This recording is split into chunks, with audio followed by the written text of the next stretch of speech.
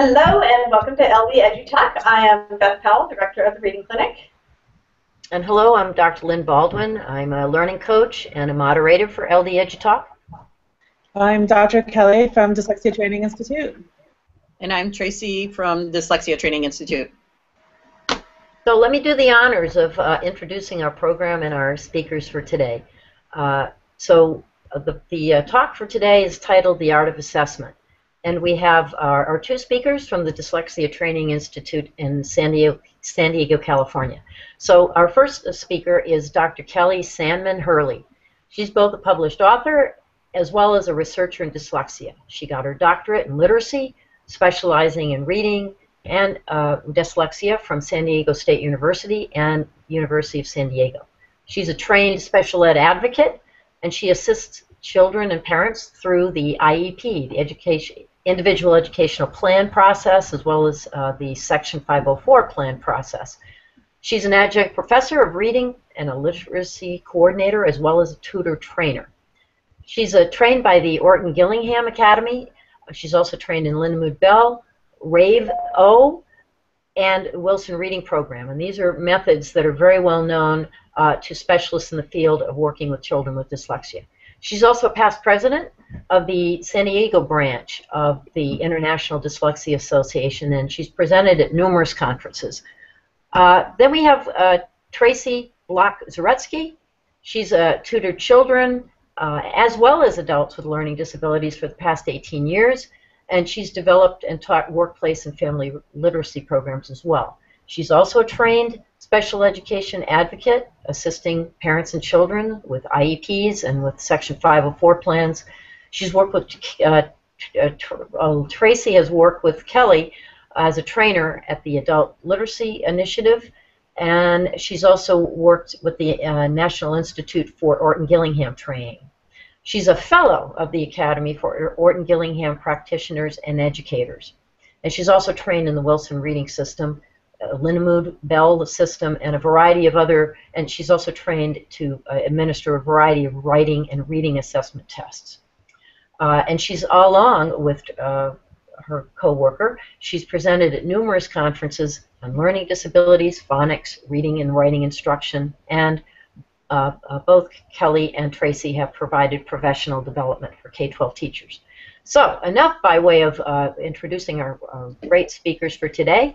Let's see what they have to say. Okay, I will go ahead and get started with the presentation. I just want to give an apology just at the beginning because I feel like I have a little bit of a cold today, so if I have a scratchy throat, I apologize. So this presentation is the art of the assessment. So what I'm going to be focusing on is assessing the anybody who might have red flags for reading problems or dyslexia, and I'm going to start with the young children. But before I do that, I want to give a brief review about dyslexia, and I'm only doing this very briefly because I know in previous shows that there have been experts that have gone pretty in-depth about dyslexia. So I just want to go over some basics, some very basics about dyslexia. And the one that we all agree upon is that reading is not natural. Reading has to be explicitly taught, so you can't just throw a kid in a classroom and hope that he can learn to read, although that does happen for many kids. It's obviously not going to happen for our kids with dyslexia. A reading wall is not going to help. Having the alphabet on the wall is not going to help. They need to have someone sit down and explicitly teach them that how the language is put together. Dyslexia occurs in up to 20% of the population, so that can be 1 in 5. So I always say in every classroom, on every campus, and every school in this country sits at least one child in every single classroom with dyslexia. Dyslexia is genetic, so if dad is struggling with dyslexia, there's a really good chance that one of the sons are struggling, or daughters, or one of the children, I should say, are struggling with dyslexia. If an aunt or uncle was struggling, or grandma or grandpa, or anything like that, anything within that family is struggled at some point with dyslexia, whether or not it was diagnosed, is something that occurs in families with dyslexia. Dyslexia ranges from mild to profound, so you can have one student who may have difficulty with a little bit of spelling, and maybe they read a little bit slower than their peers, and then that can range all the way over to your student who is having trouble sounding out one-syllable words. And then you can have everything in between. So dyslexia is not you cannot, it looks different. I always call them snowflakes. They look different in every single child, which is why assessment is so important, because you need to assess their areas of strengths and weaknesses in every single person who you think might have dyslexia. And students with dyslexia need early and intensive intervention. And as an advocate, I am extremely, extremely aware that this does not happen, but this is in the perfect world scenario, that if they get the early and intensive intervention, then their prognosis is much, much better, and their academic failure can basically disappear if they get that early. And when I mean early, I mean preschool, kindergarten intervention, and that's the best time to do it. That's when their brain's the most malleable, and that is that's that best time. All right. So dyslexia in the early years. Here are some risk factors and early signs and informal assessments that any parent or caregiver can do while their child is 3, 4, or 5 years old, pre-kindergarten, kindergarten. Again, you can be on the lookout for a parent, a sibling, aunt, uncle, and or a grandparent who may have dyslexia, suspected dyslexia, or someone who just told stories about struggling with reading and spelling. As you know, grandparents and parents lived in a day and age at this point where it really wasn't diagnosed that often, although we know it's still not diagnosed that often, but there's a lot more awareness now than there was 30 years ago, for sure. And so here are some early signs for young children.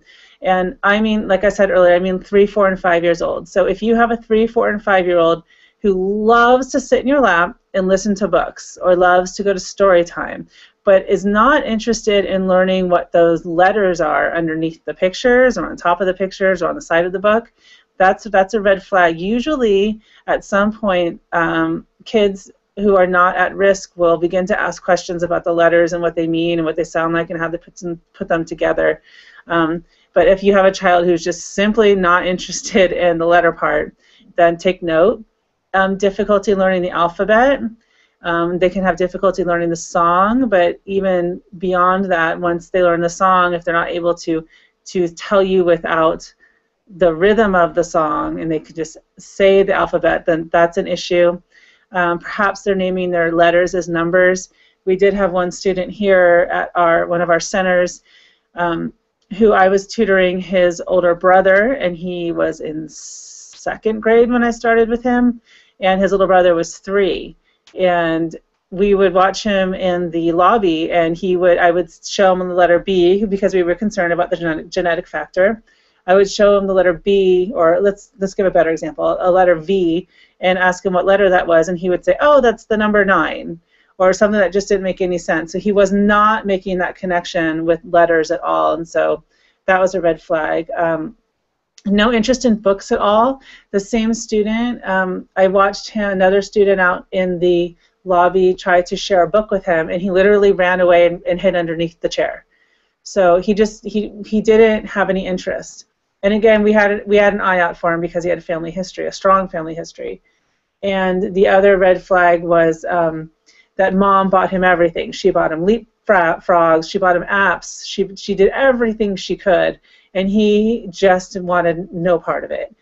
And so now he's actually receiving intervention before kindergarten, and that's quite possible, and he's doing really well, but and he loves it now. But he was really, but he's still behind, for sure, but he's getting a good intervention before he's going to kindergarten. And that intervention is Orton-Gillingham based. If they're not able to write their own name by kindergarten, that is a red flag. And difficulty with rhyming and playing with words and sounds. So say you have your four-year-old in the back seat of the car and you're driving to the grocery store and you say, hey, let's do a rhyming game, cat, bat, fat, and then they have no clue what you're asking them for. That again is another red flag.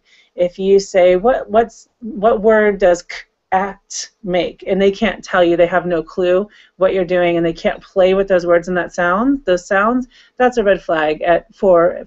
I would say that's closer to a red flag at 4 and 5. 3 is a little difficult, but 4 and 5 for sure. Kindergarten for sure. They should know how to rhyme, play with words, write their own name, or they should know all their letters, they should know all their sounds, and be beginning to blend words. And if they're not, and you have a family history, and they've been surrounded by books, and they've had a good educational opportunity, a good literacy-rich environment up until kindergarten, then those are all red flags in a way that you can informally assess whether or not your student may be at risk for reading failure and writing. Let's not forget writing, because dyslexia affects writing as well. So here's how to assess young children. Phonemic awareness is key to identifying potential reading struggles. And one thing that can be done, and I'm jumping to kindergarten now, one thing that can be done in the school system is that you can use, or a school district can use an assessment like the CTOP 2 with children starting at the age of 4. So you can get kids in preschool, give them the CTOP, and this can determine whether or not they have the phonemic awareness. So this is before you're actually adding a letter or matching a letter to a sound. This is just playing with the language. And this is only related to language. So can they play with the language before you actually map those sounds onto letters? And I just like the CTOP 2. It's really easy to administer, and it's not expensive for schools, and it's really easy to interpret. So here are some examples of what occurs on the CTOP 2. I'm going to go back for 1 second. There is also the CTOP, and now there's the CTOP 2. The CTOP is now outdated, so everybody should be using the CTOP 2. So if you see the CTOP on a test, you should really be requesting the CTOP 2 because it's been renormed, and that's important. What sound do you hear at the beginning of the word bat? So if they can't tell you, that's a red flag. What sound do you hear at the end of the word bed? And what sound do you hear in the middle of the word cot? And again, these are not them looking at the words. These are just the child and you, or whoever it is giving the test, sitting across from you having a conversation about playing with the language. And if they don't have that ability of playing with the verbal language, that's a red flag and an indicator that dyslexia may be present. And again, there's my last bullet point. Phonemic awareness is the ability to manipulate language before sounds are assigned to letters. And again, I just put the CTOP 2 here because we're talking about such young children. So this is the best way to identify young children before they really become literate, or they're supposed to become literate. And then the 2 asterisks at the bottom are really important. Transposing letters is normal through the 1st grade and should not be the only red flag for dyslexia. So I have had parents call and say, and actually my friends will call me and say, oh my gosh, my son is, spelling all of his words backwards. I'm like, oh, that's interesting. How old is he? Oh, he just started kindergarten. Totally normal. It's completely normal. My 5-year-old son is still asking me, is that a B or a D? It's all normal. So that's not a way to assess young children, is what I'm trying to say. Assessing young children for transpositions of letters should not be a red flag until 2nd grade. Okay, so how do you get your child evaluated? You can do informal, as I've already stated. In informal assessments in a young child is you collecting data. So you want to get a notebook, collecting spelling tests, collecting prompted writing, collecting some reading scores, collecting report cards, taking note of what the teacher wrote on those report cards, and taking note of maybe they started in kindergarten as proficient. Now they're in 2nd grade and they're at basic. So if they're going down in their grades, and then we have a problem, and that's a red flag. And if they're going down in their grades in English, but they're going up in their grades in math, then we know we have a real problem. You can have your child formally diagnosed, and I actually am a big fan of formal diagnosis. Children can be diagnosed with dyslexia as early as 5 years old. If you have a 5-year-old or a 4-year-old that you want to have tested, I strongly encourage you to go to a highly qualified neuropsychologist, because testing that young is tricky, and so you really need someone that's highly trained in that area. I don't test kids until they're 6, but we do have a neuropsychologist here in San Diego that can test them at 4 and 5, and he's very qualified and he understands dyslexia very well. That formal diagnosis will give you a roadmap.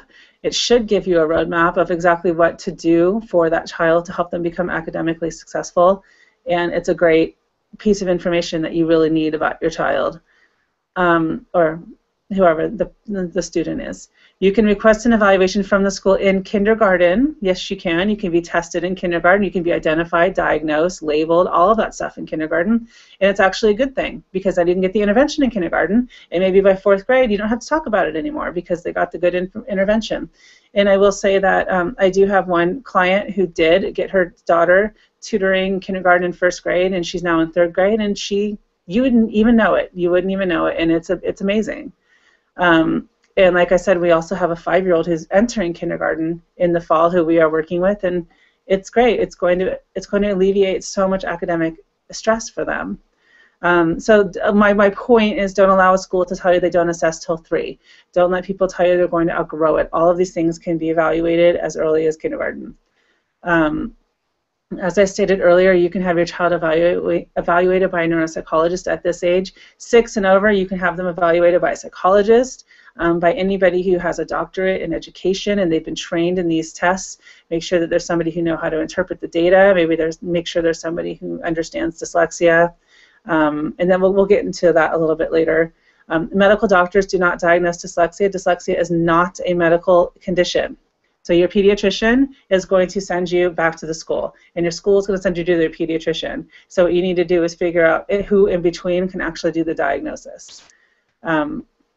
Schools do not diagnose dyslexia, but can determine eligibility. So when I said earlier that you can request an evaluation from the school in kindergarten, what I really meant is that that evaluation is going to determine whether or not they're eligible for services. It's not going to tell you why they're eligible for services. It's just going to tell you that they are behind and they're eligible for services because of these specific needs. But they will never, in most states, I should say, in most states, they will not, they don't diagnose anything. They're set up to determine eligibility, not to diagnose. As I've stated a couple times, it's never too early for an intervention or identification. The earlier the better, and it's never too late either. And Tracy and I both come from adult literacy, so before we evolved into the work with children, we worked with adults, and we have seen plenty of adults from 25 to 105, well, okay, I'm exaggerating, 25 to 80 learn how to read. And yes, they learn a little bit slower, the brain's a little bit less malleable, but it's never too late. If you're in 10th grade, it's not too late to get an evaluation, get diagnosed, and get an intervention. It's never too late. So what should a formal evaluation include? It should include a background history, and in that background history should include family history.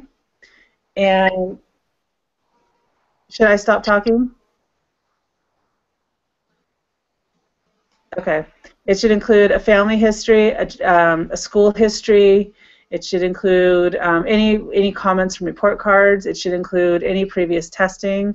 All of that should be on there.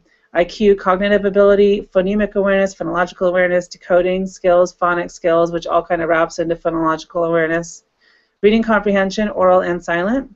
The cold read for fluency. Spelling, writing samples. And those writing samples, a writing sample should really be done in front of the person testing. So when this person sits in front of me for a test, I say, okay, let's write about, we'll have a conversation, and then they'll write about something, but they don't have any help and they don't have any plans. I just want to see what they do on their own. And an observation should be included in that assessment. One of the things that I see a lot is an observation done by schools will focus solely on the behavior. And if we're talking about a child with dyslexia, it's usually not a behavior issue that we're looking for, it's an academic issue.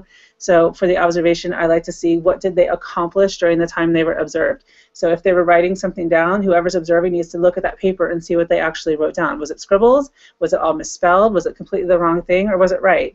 What was it? And because this is not a behavior, and school psychologists are trained to observe behavior in a class when we really want to observe academic performance in a class.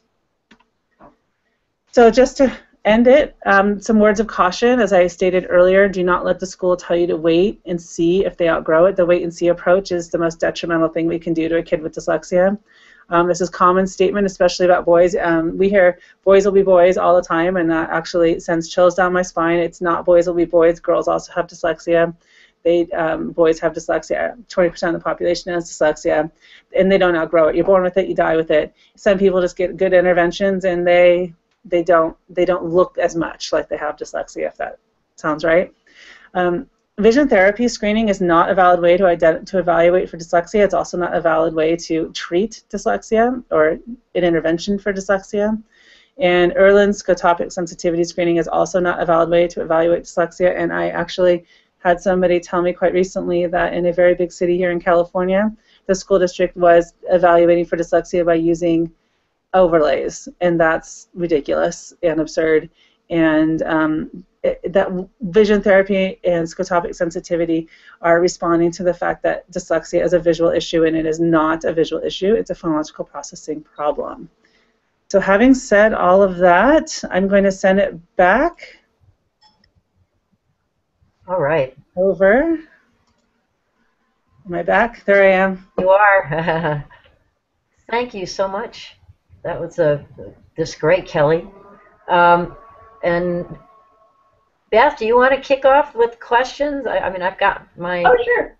Yeah, my first question, let's see if we can, there we go. My first question is actually just a fun one we've been asking everybody, which is, first is what's your sort of biggest pet peeve that you come across? Like maybe Kelli's mentioned hers already, but maybe Tracy could share hers. And then the next piece is if you had one wish, what would that be in terms of affecting how reading instruction is delivered? Why don't you take that one, Tracy? My biggest pet peeve, vision therapy as a way of treating dyslexia, because I think they use it to say they're doing something for the kid, and parents are misled to believe that that is going to do something for if they have dyslexia and for their reading disability, and it's not. I guess if they have a vision processing deficit, it may help them with other things, but it's not going to improve their word attack skills or their writing skills. And I can't even tell you how many times I've seen and it's so easy to get vision therapy at school. They're happy to, pay for that for some crazy reason. So that is probably my biggest pet peeve. And what was the second part of the question? Oh, my biggest wish. It's, I guess, a two-part wish. I wish that the universities would train our teachers, our gen ed teachers, our special ed teachers, our reading specialists about what dyslexia is, how to properly identify it, and what to do about it. And I wish they would also teach our school psychologists, because they are the ones doing this assessing and not identifying that this is the issue. So I guess I wish our universities would be better at training all of our school staff. Yeah, and you brought up a really interesting point as well that I think I really want to point out, is that the general ed teachers need to understand dyslexia. I think we think well, these are the kids that need special help, and so the special ed teachers should be doing that. But really, it's the classroom teachers in the general ed setting that need to be trained how to recognize this. They may or may not be able to support in the classroom without the Slingerland training, but yeah, they definitely are the ones who are the first to identify, and the ones who are most likely to say, oh, just wait, it'll be okay. And again, that's nothing against the teachers. It's an issue. Absolutely. And the teachers want to know. They're in our courses all the time, and they're outraged. And our gen ed teachers, special ed teachers, reading specialists are in our courses all the time, and they're outraged that this was not part of their training program. Especially our reading specialists. They're like, wow, how is this not part of our training? It is outrageous, and it's frustrating. And it's why we don't blame teachers, but we do blame our university system. Mm-hmm. Yeah. Yep. So, Kelli, what's your pet peeve? Oh, just one? It is hard to narrow. I'm going to add to Tracy's too. I agree with her too, but one of mine is they're not in this, tends to happen in middle and high school a lot, which is extremely frustrating, is they're not doing poorly enough that we don't really need to worry about them. So they're not failing, so what's your problem, Mom? So, well, we don't see the 4 hours of homework that you're talking about, so there must not really be a problem. You are cuckoo, Mom. That's the kind of stuff that I can't stand. And well, dyslexia isn't really, dyslexia is an umbrella term. That kills me too, because it's actually extremely specific, and specific learning disability is an actual umbrella term. So there's just a ton. Dyslexia is not real. We don't deal with that in my school district. That kills me. My school district doesn't recognize it. What?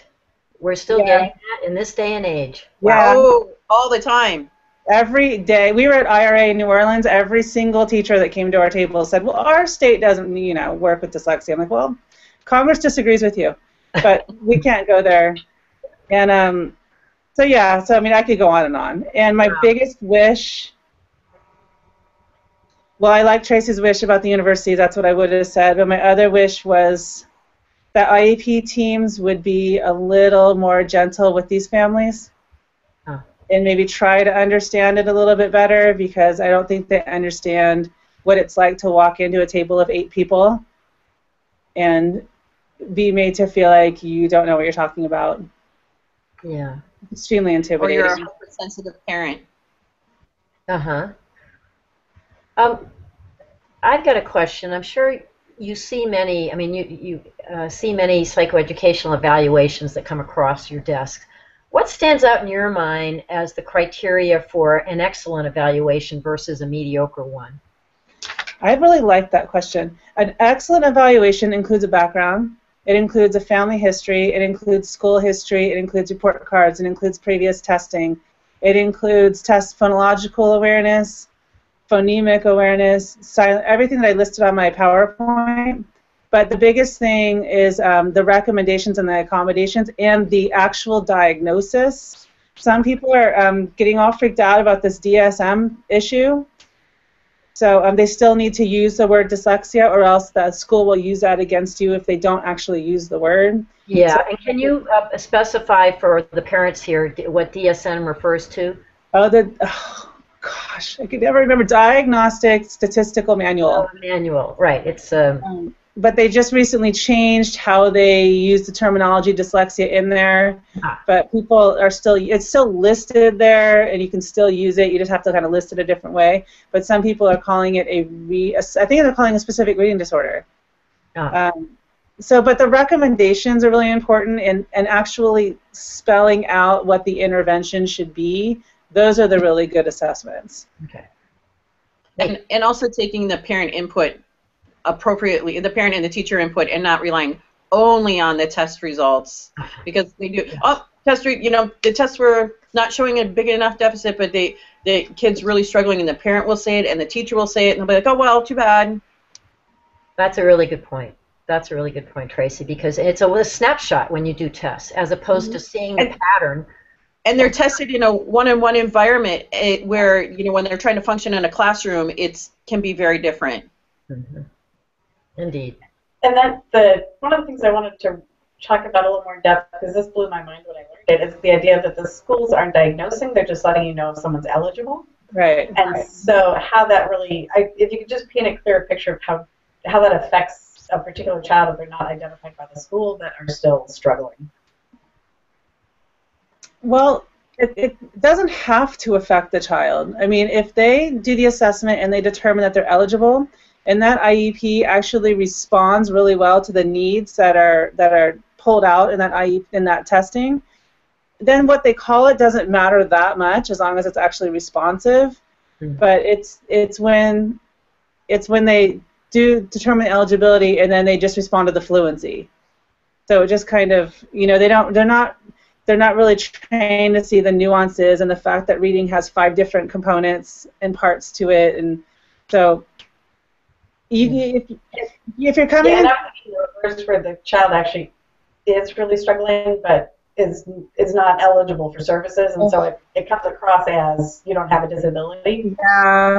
Yeah, they have that 2-pronged approach. You have to have a disability, and it has to affect your academic performance. So that's kind of the wait and see, wait and fail model. Well, they're doing okay now, and then all of a sudden in 5th grade, now they're no longer doing okay.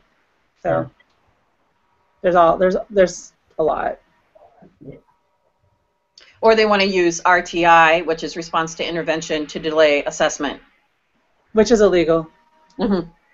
Right. Yeah, I think. You can explain a little bit more about that, because so RTI is the response to intervention, which is the idea, if I have this right, that if your child's having trouble in a bigger classroom, they should go to a smaller group setting, and if they're not responding to that, they should be an individual. And I think this is how it was intended is brilliant. But can you talk a little bit about how it's getting implemented and kind of the parents' rights around that? I don't know if it's really the problem with RTI is there's nothing there's no oversight. So any school can choose any program they want, and whether or not these teachers actually get training is suspect. And then what also happens is they'll get to tier 1 and they'll be like, oh, they're okay, and then they'll just take them out of RTI. So but there's no quality control, and there's no real framework to switch it the either. programs, and yeah. Oops. Mm-hmm. Yeah, Go ahead. it comes back to training again. Yeah, it does, and it's sad. And just the other thing too is if you ever ask for assessment and they say we don't want to do assessment because we want to do RTI, they can't legally do that. They cannot delay assessment because they have not done RTI. That's a really good point to stress. Yes. Mm-hmm. And There's an OSAP memo on that too. I'm sorry, say it again. There's an OSAP memo that a parent can download. Do we have it on our website, Kelli? We should if we don't. That a parent can bring in that states that they can't use RTI to delay assessment. Ah. Okay. Well, we'll direct people to your website for sure to get some of this information. And speaking of which, I just want to put up for folks that want to, we don't have a call-in program here, but you can submit questions via Twitter. So #LdEduTalk is where you can send your Twitter comments or questions. Okay. Beth, you have another one for I that? had another question. So for parents who are sort of like, well, my kid's not dyslexic, there's no history of dyslexia in the family, but they are struggling with reading, what do you recommend that they do?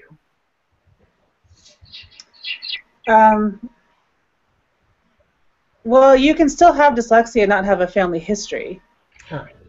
So, I mean, it still goes back to the evaluation. I mean, you need to be evaluated to see if what's going on. And often what happens... Don't worry about the label as much as just figure out what's going on. Yeah. What are the strengths? What is causing the academic problem? That's what you want to know. You know, and we talk just a second about the idea of quote unquote labeling somebody, because a lot of parents and teachers are concerned about labeling a child.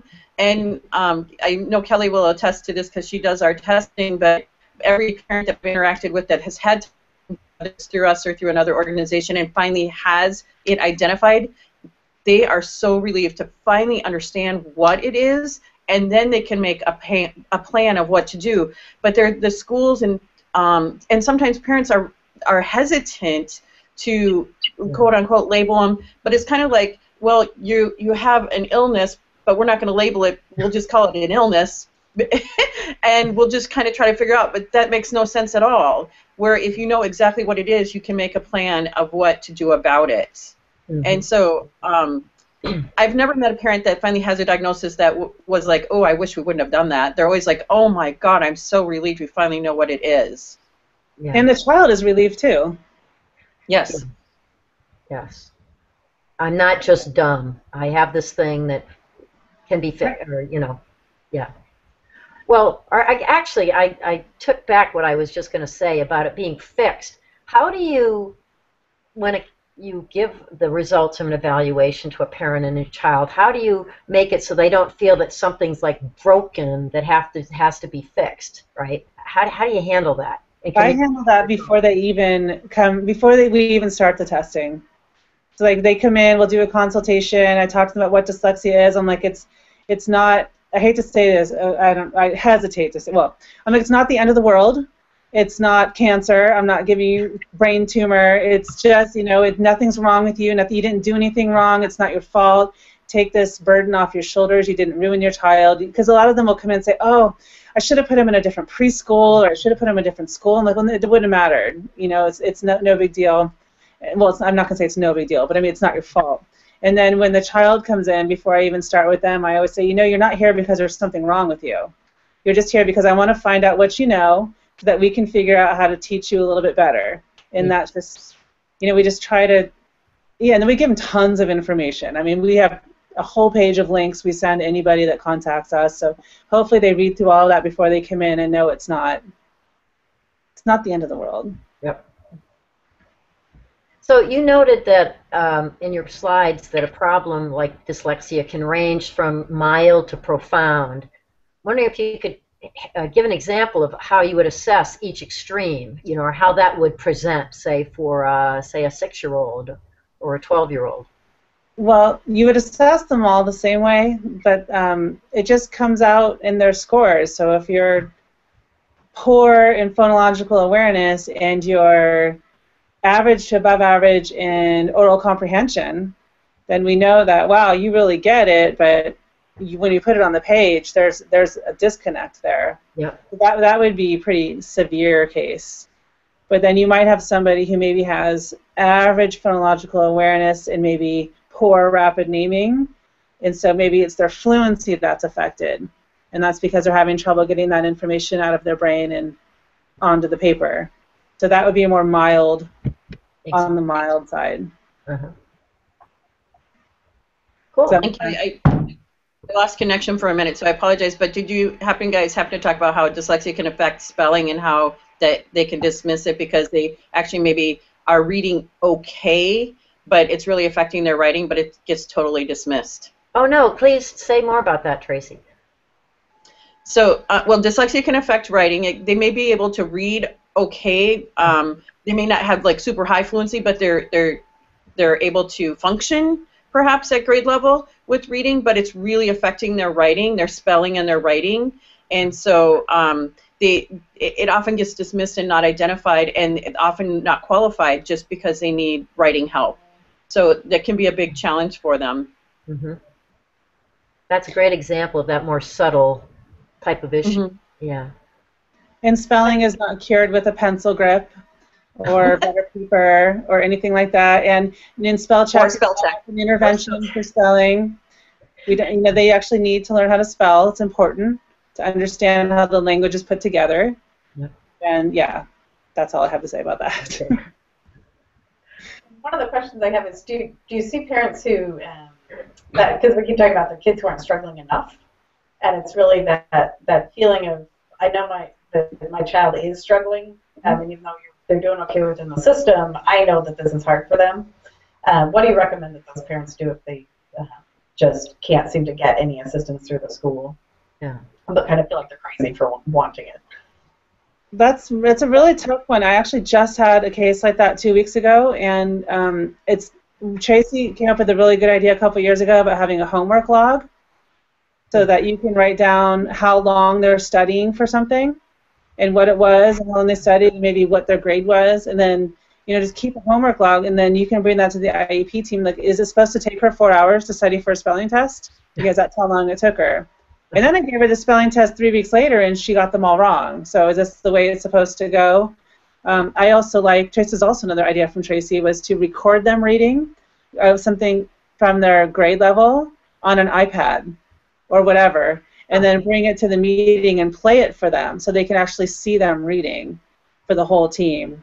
But it's go ahead. And you can also, I'm sorry, Kel. No. You can also, if you don't agree with the school's results, you can request an IEE, which is an independent educational evaluation that the school pays for, but it's done by somebody outside the school, or do it privately yourself, which can be very expensive if insurance doesn't cover it. But you can check with your insurance company to see if they cover diagnostic testing.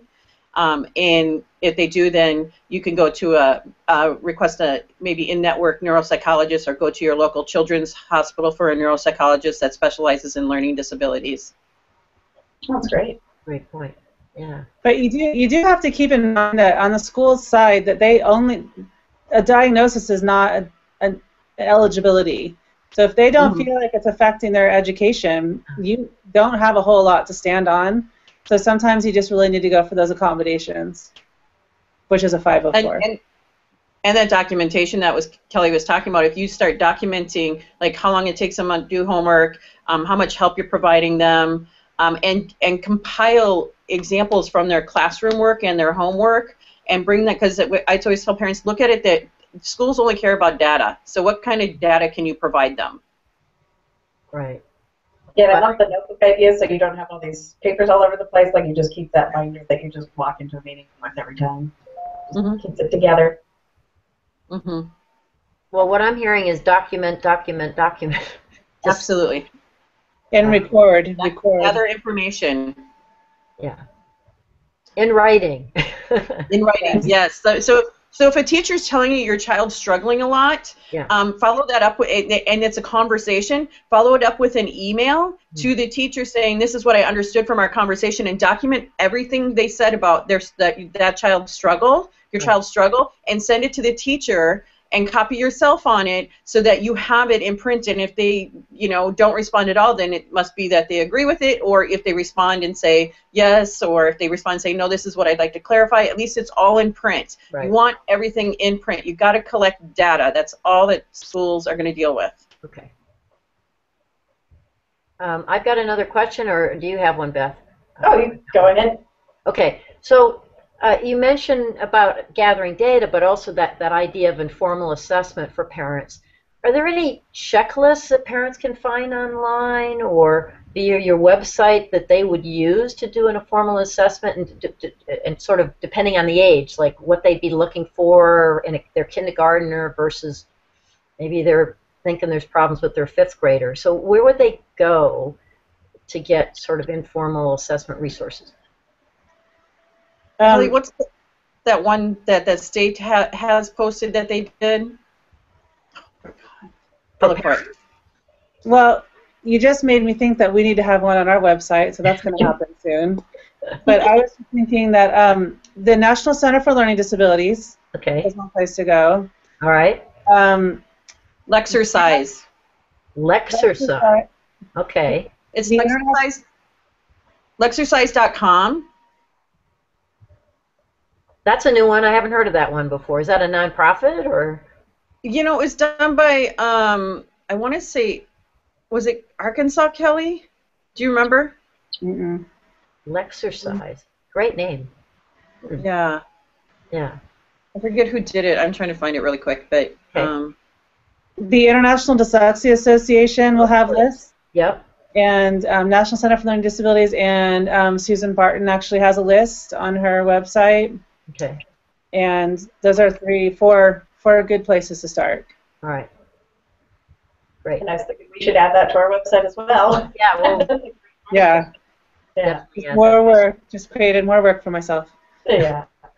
And that's actually my favorite thing, and I've said this before, but if a parent suspects their kid is learning to read by memorizing in the early grades, so they really do not show up as having an issue because they're having such an easie time because they're such strong memorizers, what parents can do in that case is just give them some nonsense words, so things like FIMP, F-I-M-P.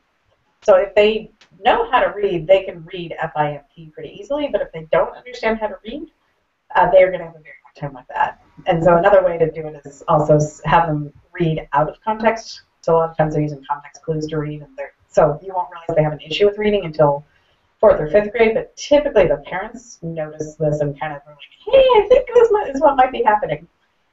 So that's just another easy way if you suspect something and need a way to create some data. That's an easy first step as well. Mm-hmm. Those are all really good ideas. So I have a question, and Beth can be checking on our Twitter link here, but what questions would you encourage parents to ask if they really want to get a formal evaluation for their child? So what should they ask the psychologist with regard to the prospect of a psychoed eval for their child? What are the questions when they first meet? I would ask them what they know about dyslexia, what they believe about dyslexia. If they don't think it's dyslexia, what other things will they be looking for? How will they be assessing it? If they find that it's dyslexia, will they actually use the term? If they find that it's dyslexia, what kind of recommendations and accommodations do you put in your test? Will you come to an IEP meeting, either by phone or in person, to explain it? And do you do background? So they should have a comfort level in really speaking specifically to the condition of dyslexia. Yes, I believe so. As a parent to see that. Okay. Yeah. And I understand that's really hard in some parts of the country. Some people are isolated and don't have a lot of access. That in California we're kind of spoiled. We've got a lot of access, but in the emails that we get every day, we know that it's difficult to find people. Do your best, the best that you can. Yep. Yep. And I just wanted to, I'd love to have your comments on this, but one of the things we experience is kids come in to get help with reading. And some kids come in and they might just need to come for just a few hours, and it's just, it's not a big deal. They really are just having some instructional issues with reading. They just, for whatever reason, they didn't respond well in the classroom, or maybe the way it was being taught that year just didn't really nail what this kid needed. And then what happens for some kids when they come in and haven't had a diagnosis yet, we realize, okay, yeah, you definitely want to go get an evaluation because the learning process takes so long. So like they pretty immediately get the concept of what they need to do, but being able to do it is where that shows up. And so my thought was for people that end up going to tutoring first, so ideally I understand that you get the evaluation first because that way you know what you're dealing with. Yeah. So I guess it's a two-part question. One, what do you recommend for parents as they see their kids are struggling even with tutoring? And then the other part is if you haven't got an evaluation yet, how that really informs what should be done. That's really hard. I've actually done a few tests where the student has had extensive tutoring. So what I had to do was find their tutors and get a report from them. So I have to hope that those tutors kept really good data, and then they send me the data that they have when they started with that student, so that I know where they started, so I can see where the child is now. And so you really, it really inflate their scores. Really? Yeah. Huh. So that you have to, I've been lucky that the most of the tutors were able to send me amazing stuff that I could put on my reports. But and then I think at that point, if you don't have that and they're coming up kind of average, but you suspect that there's something going on, you just kind of have to write a little asterisk. This could be because, so you might not have a definitive answer. So let me sort of an add-on question here, and that is, in that recommendations section that either you provide in an evaluation or you've gotten it and it's a good evaluation, so now you want to work with the school. I mean, to what degree do you find that if a child has a moderate or to very heavy problem with dyslexia, that even if it's written into an evaluation, can the school provide enough by the way of tutoring to remediate kids with dyslexia? Tracy. Well, that's a good question. For the most part, I'm going to say no, and then I'll hand it over to Tracy. Okay. Well, I missed the question because I was trying to find something online really quick for you guys, but that's all right. What was the question? Oh, go ahead, Kelli. You reframe it. Maybe you can reframe it better. I'm just asking, when a child has moderate to severe dyslexia, how well can the schools respond to their needs? So what do you think, Tracy? It really depends upon the training of the school staff, but in general, because our universities have failed our teachers in this area, they're not able to adequately respond to all the needs. And I will say, it changes through the grade levels as well, the severity, the way it looks, I guess, because once they get into middle school and high school, they very much are on we have at this level of education, we don't do any more teaching of reading and writing, and so that's just not what we're for. So they really want to hands off at that level, and it really is helping them understand they're still responsible for it, but it's more, really push for the accommodations and that they're able to use them with every individual teacher. Yeah. I find it, I right now am dealing with 2 cases where the schools either don't want them to use speech to text or text to speech because they're afraid the kid will be embarrassed by it. I'm like, I think a child's way more embarrassed by failing than by using some assistive technology. No kidding. Or the teachers, and I've been in more than one IEP with middle school and high school kids, that the teachers think the kids should learn how to read themselves or learn how to take their own notes. And so my comeback, especially with the notes thing right now, is I go, well, you have 2 choices. Do you want them to have really bad notes or get content? Because they're either just going to get really bad notes, which aren't going to help them anyways, and completely miss content, content, or you provide them with the notes and they're going to have an opportunity to get content because they can focus on content and not worry about taking just really bad notes. So it's really frustrating that teachers don't understand why these accommodations are needed and that they support the kids using them. Mm-hmm. I just get so frustrated by that. Extreme frustration with it right now, obviously. But yeah. And in the middle and in the elementary schools, in the cases that we have dealt with, I will say that more often than not, the parents still needing to get outside services because the school's just not really helping them to the level they truly need. And it's just the facts.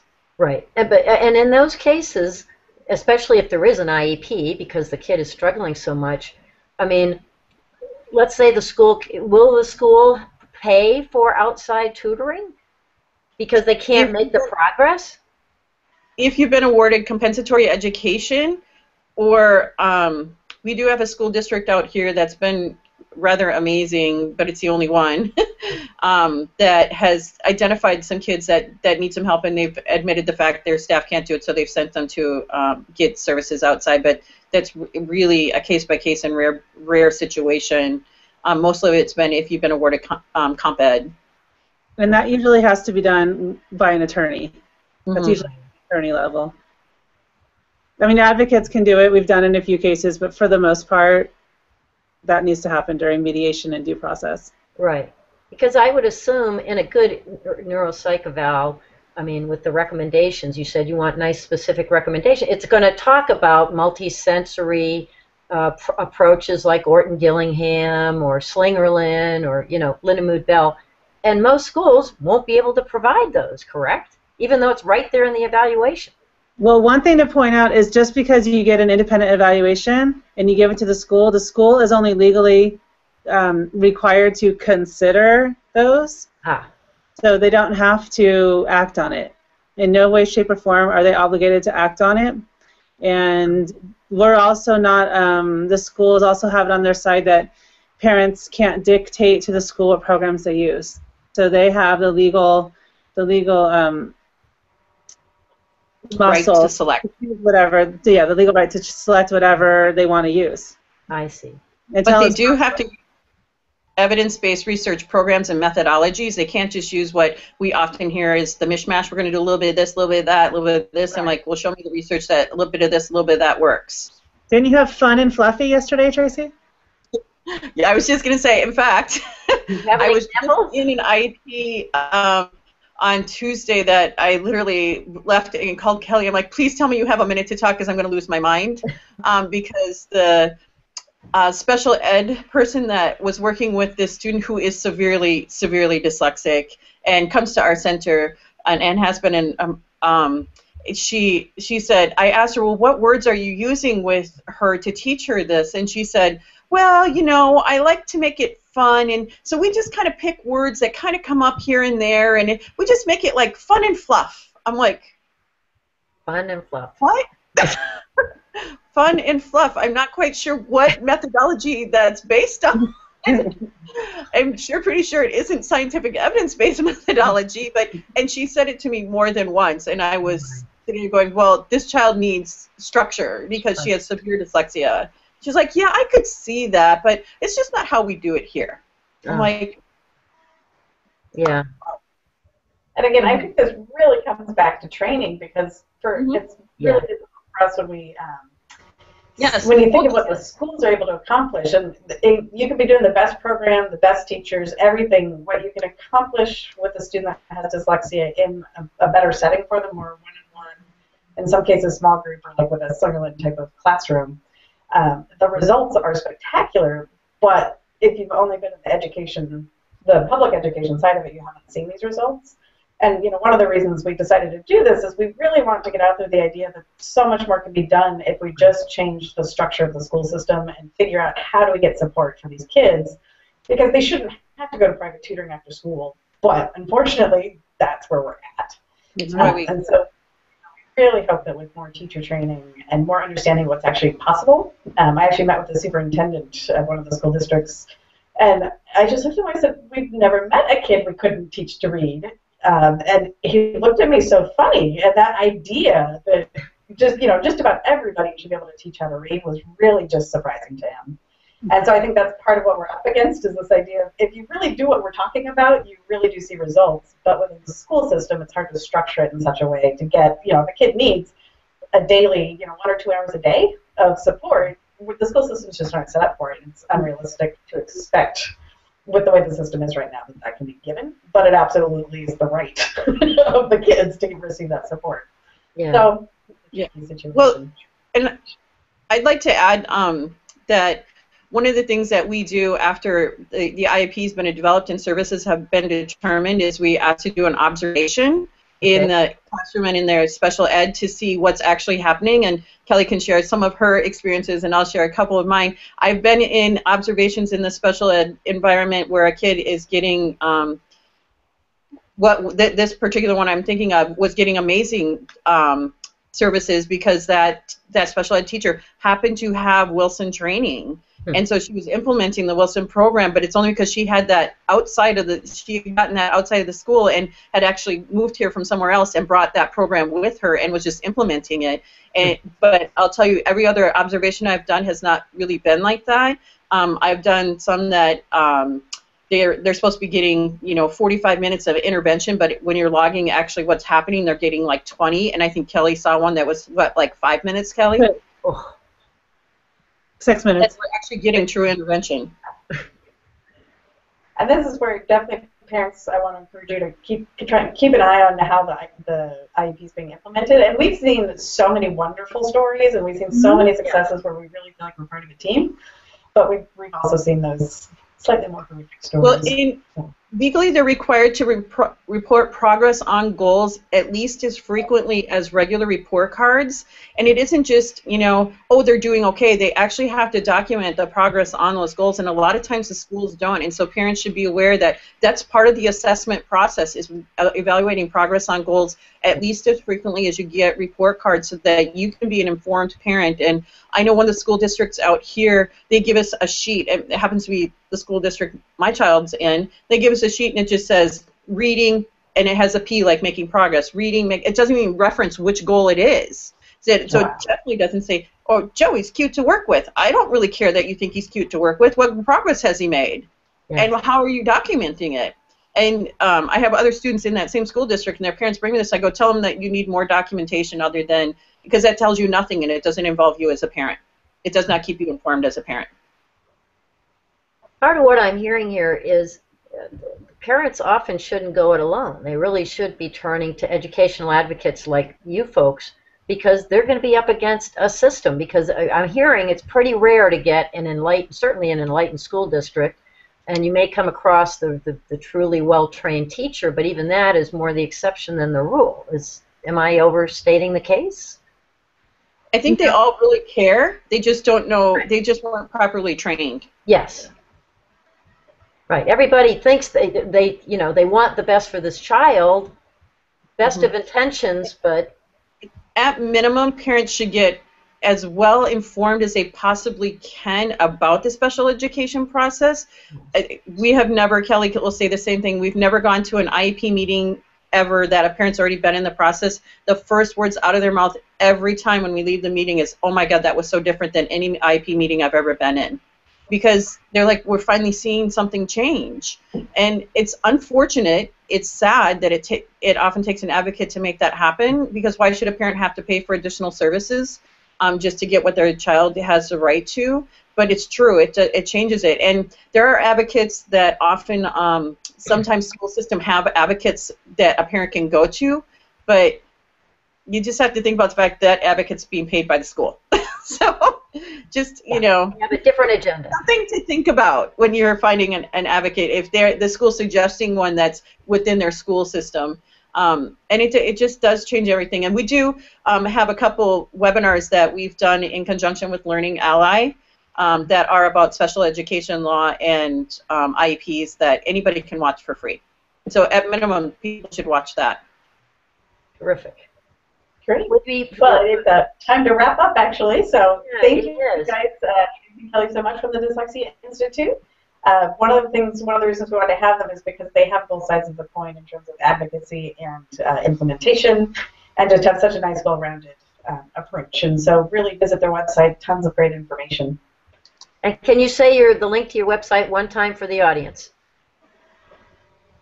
It's dyslexiatraininginstitute.org. Easy to remember. Yeah. All right, thanks so much. Thanks so much. Thank you for having us. Take care. Thank you.